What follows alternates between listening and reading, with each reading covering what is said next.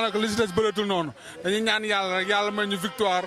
victoire bu rëy ci kanamu Algérien yi ndax lii moom ñun ñëpp a ko war a fete xam ne Sénégal moo aye te coupe bi gëj na musu fee ñëw dañuy ñaan yàlla mu ñëw si jàmm ak salaam. ah. waaw dama doon jënd ay maillot ak ay t-shirt waaw. jaajëf waay. ñi ñaan yàlla ndam li ñëw. barke Serigne Touba gaa yëpp kontaan drapeau yi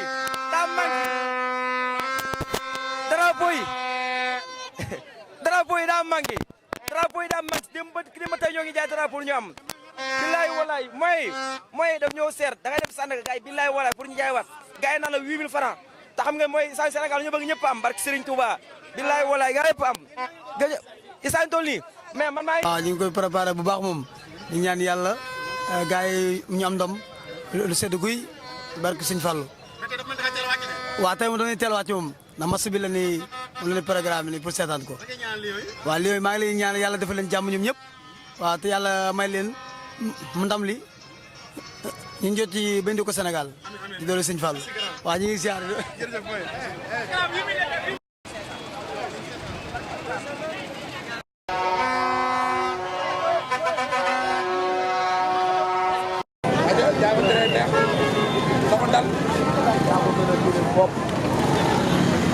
mais grand si loolu nag mën nga teel kay.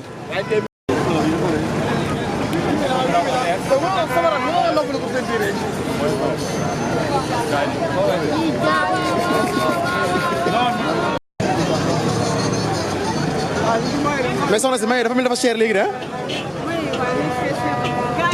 teel micro bi. mais may doon jar ay 1000 francs ñu koy jaayee 10 000 instant yii nii. mais dafa mais fan nga jógee. nan ngay préparé match bi tey.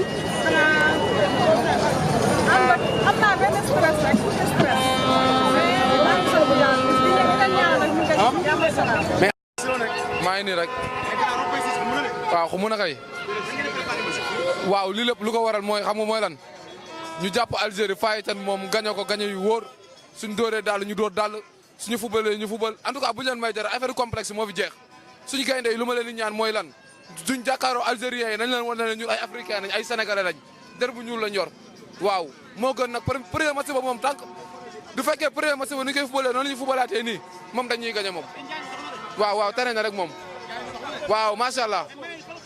waaw mooy ay saa mi ngi jar ba tentaw moom ba 10 000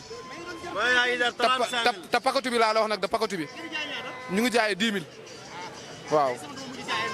ay ca bisimilah ay saa mooy amutul tax waaw mooy moom foo ko fépp foo koy wër amutul ok Sénégal mooy gagné grand 1-0 waaye doy dañoo sonn baay dañoo sonn grand dañoo war a am étoile dañoo sonn way nous sommes fatigués ah man Diourbel laa dëkk njaareem jaari yéemu dëkk sëñ Bamba buruñ gële la dëkk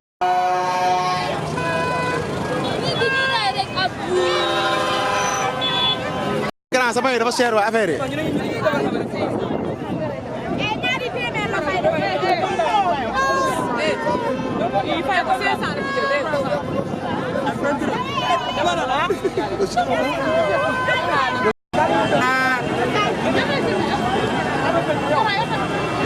mais soxna si na nga def dañu bëggoon laaj rek ay 2000 lañ lay wax c'était 1000 francs dégg na mais ba Sénégal jaral nañu ko daal wax dëgg yàlla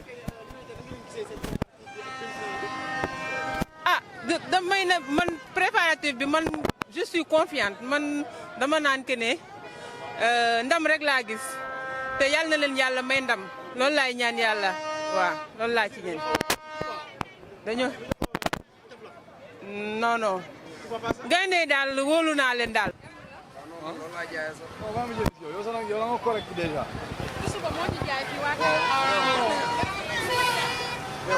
150 maillot la yor 20 maillot yoo xam ne yor 20 maillot yu xale ki ma ko jox ne ma 20 maillot yi nga yor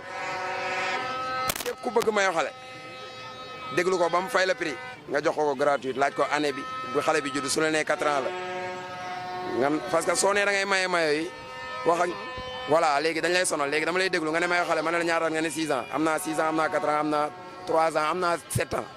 ma jox la ko calmement mais après demeewul noonu léegi dama la koy jox calmement nga waxaat ko keneen tu vois. waaw pare naa ndam rek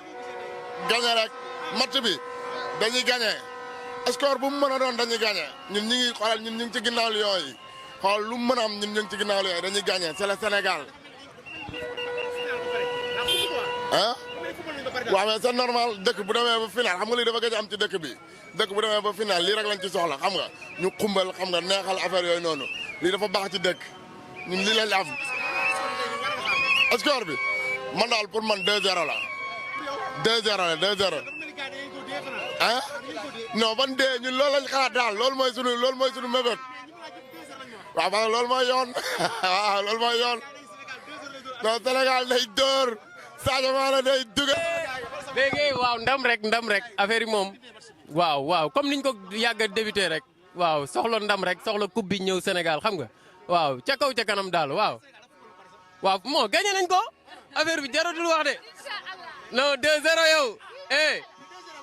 Mbaye Niang di dugal Mbaye Niang day dugal